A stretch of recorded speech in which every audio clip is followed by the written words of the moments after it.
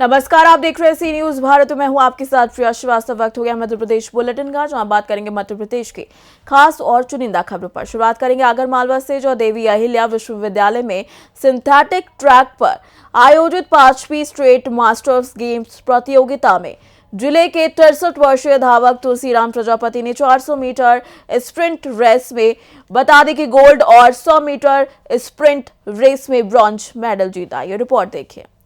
देवी अहिल्या विश्वविद्यालय के synthetic track पर आयोजित 5वीं स्टेट मास्टर्स गेम्स प्रतियोगिता में जिला के 63 वर्षीय धावक तुलसीराम प्रजापति ने 400 मीटर स्प्रिंट रेस में गोल्ड व 100 मीटर स्प्रिंट रेस में ब्रॉन्ज मेडल जीता है। वह पहले ऐसे खिलाड़ी बने जिन्होंने लगातार 2 राज्य स्तरीय मास्टर्स प्रतियोगिता में भाग लिया है और दोनों बार जिले को गोल्ड मेडल जीत कर दिया है। इसके चलते धावक प्रजापति का चयन राष्ट्रीय स्तरीय प्रतियोगिता के लिए सुनिश्चित हुआ है। इसको लेकर पुलिस अधीक्षक विनोद कुमार सिंह के द्वारा धावक तुलसीराम प्रजापति को शुभकामनाएं दी गई हैं और कहा कि आने वाले राष्ट्रीय स्तरीय प्रतियोगिता जो कि हिमाचल में होगी, उसमें भी आप गोल्ड मेडल जीतोगे, ऐसी हमारी मनोकामना है। आगरमालवा से सी न्यूज संवाददाता अर्श अहमद कुरैशी की रिपोर्ट। इसी के साथ बढ़ेंगे आगे, जहां ग्वालियर में बहुसंख्यक वर्ग के संगठनों से जुड़े कई लोगों ने फूलबाग चौराहे पर गृह मंत्री का पुतला फूंका और उनसे तत्काल अपने पद से इस्तीफा देने की मांग की। ये रिपोर्ट देखिए।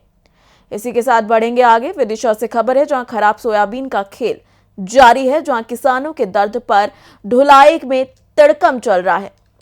केंद्रीय गृह मंत्री अमित शाह के द्वारा संविधान निर्माता बाबा साहब भीमराव अम्बेडकर के बारे में की गई आपत्तिजनक टिप्पणी की पूरी देश में कड़ी आलोचना हो रही है।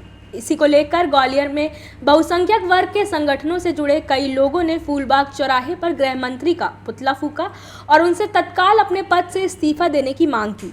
ओबीसी महासभा, दलित शोषण मुक्ति मंच, प्रगतिशील विचार मंच के कार्यकर्ताओं ने गृह मंत्री अमित शाह की टिप्पणी को बेहद आपत्तिजनक माना और कहा कि जिस संविधान की बदौलत अमित शाह गृह मंत्री की कुर्सी तक पहुंचे हैं, वह अब उन्हें ही कोस रहे हैं। ओबीसी महासभा से जुड़े अभिभाषक विश्वजीत रौतनिया ने कहा कि गृह मंत्री की टिप्पणी बेहद आपत्तिजनक है। देश का बहुसंख्यक वर्ग गृह मंत्री शाह की टिप्पणी से आहत हुआ है। संविधान निर्माता के बारे में ऐसी घटिया सोच रखने वाले व्यक्ति को किसी संवैधानिक पद पर बने रहने का कोई अधिकार नहीं है। उन्हें उनके पद से हटाना चाहिए। दलित और ओबीसी वर्ग के विभिन्न संगठनों से जुड़े लोग बुधवार शाम को फूलबाग चौराहे पर पहुंचे और केंद्रीय मंत्री शाह के खिलाफ नारेबाजी की।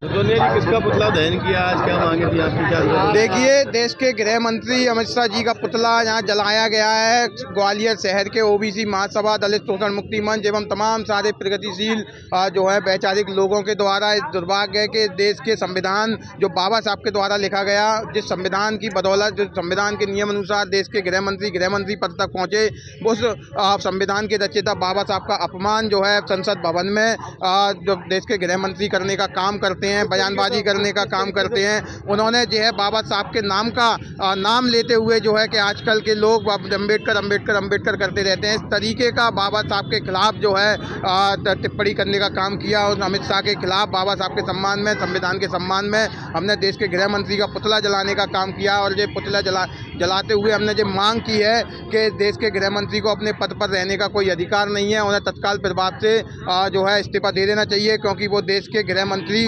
जो है संविधान नियमानुसार बने, वो संविधान का जो है अवहेलना कर रहे हैं, बाबा साहब की अवहेलना कर रहे हैं। बाबा साहब की अवहेलना मतलब देश की अवहेलना, बाबा साहब का अपमान मतलब संविधान का अपमान है, इसलिए उन्हें तत्काल प्रभाव से इस्तीफा भी दे देना चाहिए। ग्वालियर से सीनियर संवाददाता शिवम की रिपोर्ट। इसी के साथ रुक करेंगे बुलेटिन की अगली खबर का, जहां विदिशा में खराब सोयाबीन का खेल जारी है और किसानों को काफी परेशानियों का सामना करना पड़ रहा है। ये रिपोर्ट देखिए।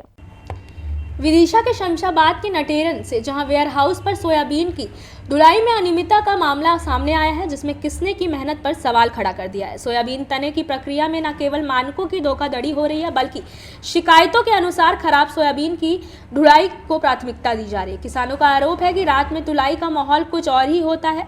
रात 9 बजे तक खराब गुणवत्ता के सोयाबीन को प्राथमिकता देते हुए तौला जा रहा था। कुछ किसानों ने आरोप लगाया है कि प्रति क्विंटल 300 से 400 रुपए लेकर खराब सोयाबीन की ढुलाई की जा रही थी, जबकि अच्छी गुणवत्ता के सोयाबीन को मना कर दिया गया। अधिकारी रविंद्र शर्मा ने निरीक्षण किया तो असलियत सामने आई और मौके पर खराब सोयाबीन करने का खेल जारी था। कृषि प्रबंधक ओपी तिवारी ने कहा, नोडल अधिकारी से जवाब लिया जाएगा और जांच कराई जाएगी। मेरा नाम रविंद्र शर्मा है, नाफेड भोपाल से हूँ। आज आप बेद बिहार हाउस पर आए, आपने क्या देखा यहाँ पे? यहाँ पे क्या है, कुछ एक दो ट्रॉलियाँ नॉन एफए की तुलाई तो करते हुए मेरे द्वारा पकड़ी गई थी जी और तुरंत उनको वापस कराया गया है, ऑनलाइन रिजेक्शन करवाया गया है जी। और समिति प्रबंधक द्वारा बताया गया था कि हमने इनको टोकन नहीं दिया है जो भी है, लेकिन अपन ने वहाँ पे पकड़ के उन पर कार्रवाई करी है। इसमें पहले से भी रात में सुनने तुलाई चल रही है 8-9 बजे तक, इस पे थोड़ा आपका क्या कहना है इस विषय पे? देखो, ऐसा तो मेरी कोई नॉलेज में आया नहीं है कि रात में तुलाई हो रही है नहीं हो रही है, जी। बट जो भी अनियमितताएं अगर अपन को कहीं भी अगर आपको मिलती है अपन तो अपन तुरंत उसमें कार्रवाई करते हैं, जिला प्रशासन को अवगत कराते हैं। और इसमें पहले तुलाई हो चुकी है खराब माल की, वो बैरा उसके अंदर रखा है, उस पर कोई कार्रवाई होगी क्या? नहीं, बिल्कुल 100% कार्रवाई होगी। अपन स्टैकिंग चेक करते हैं, पूरे स्टैकिंग को चेक करते हैं, अगर कहीं भी अगर नॉन एफए को इसका मिलता है जी। तो उसको रिजेक्ट करवाते हैं, ग्रेडिंग करवाते हैं, अपग्रेडेशन करवाते हैं। जो पार्जन नीति में नियम है, नियम के हिसाब से कार्रवाई होती है। ठीक है, थैंक। विदिशा से शीनी संवाददाता प्रयास की रिपोर्ट। फिलहाल इस बुलेटिन में इतना ही। देश दुनिया की बाकी और खबरों के लिए आप बने रहिए सी न्यूज़ भारत के साथ।